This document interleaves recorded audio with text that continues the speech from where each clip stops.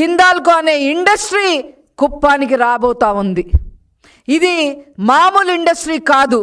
దాదాపు 556 కోట్ల పెట్టుబడులు మరి పెట్టడం జరుగుతుంది. అదేవిధంగా ప్రత్యక్షంగా 613 ఉద్యోగాలు రావడం జరుగుతుంది.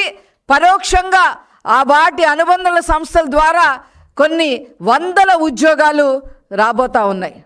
ఈ హిందాల్కో సంస్థ ప్రత్యేకత ఏమిటి అంటే, వీళ్ళు అమెరికా దిగ్గజమైన యాపిల్ కోసం, ఆ యాపిల్ ఐఫోన్ కోసం ఐఫోన్ చారీస్ అనే అల్యూమినియం మెటీరియల్, అవసరమైన హై గ్రేడ్ అల్యూమినియం మెటీరియల్ ఇంక నుంచి కుప్పంలోనే తయారవ్వబోతుంది.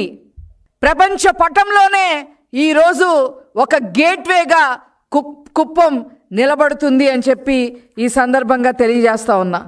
రాష్ట్రంలో అత్యధిక విలువైన అల్యూమినియం మరియు అనుబంధ విభాగాలు తయారీ ఎకోసిస్టమ్ కూడా బలోపేత అవ్వటానికి అన్ని ఆస్కారాలు కూడా ఉన్నాయి అని చెప్పి ఈ సందర్భంగా తెలియజేస్తా ఉన్నా.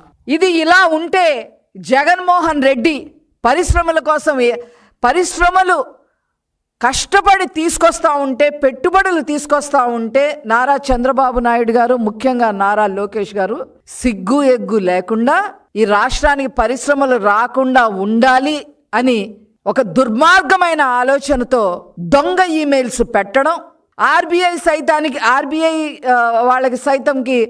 వాళ్ళకి కూడా దొంగ ఈమెయిల్స్ పంపటం, రాష్ట్రానికి ఒక్క పెట్టుబడి రాకుండా చేస్తే తన పరిశ్రమలు బ్రహ్మాండంగా ఉంటాయి అనే ఆలోచన విధానం పెట్టుకున్నాడు జగన్మోహన్ రెడ్డి. జగన్మోహన్ రెడ్డి గారి పరిశ్రమలు ఏంటి అని చెప్పి మీ అందరికి ఒక ఆలోచన వచ్చే ఉంటుంది.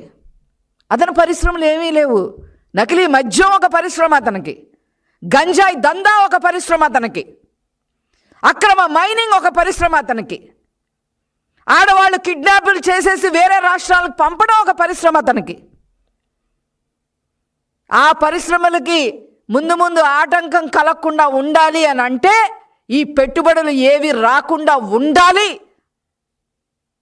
ఆంధ్ర రాష్ట్రం అధోగతి పాలు అయిపోవాలి అనే ఉద్దేశం. అతని చేసిన తప్పిదం వల్ల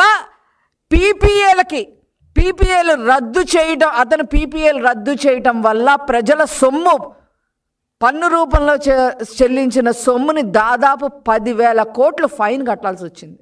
ఇది వాళ్ళు చేసే పనులు. మీరు ఎన్ని పనులు చేసినా, ఏం చేసినా అక్కడ ఉన్నది ఎవరు?